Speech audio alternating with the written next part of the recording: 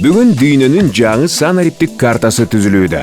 Кыргызстандын алдында алгачкы милдет туруктуу өнүгүү жана санариптик дивидендтерди алуу үчүн глобалдык дүйнөлүк экономикага ыкчам ыңгайлашуу турат. Инновациялар жана санариптик маалыматтар азыркынын жаңы алтыны жана нефтиси.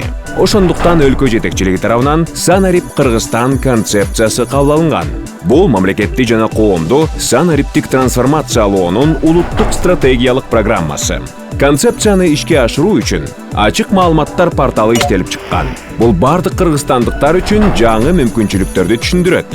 Бардык мамлекеттик органдардын маалыматтары ар бирибизге API ачуу аркылуу машина окуучу форматта жеткиликтүү болот. Ички рынокто жеке ишкерлер жаңы жумуш орундарын түзүп жана санариптик сооданы өнүктүрө алат.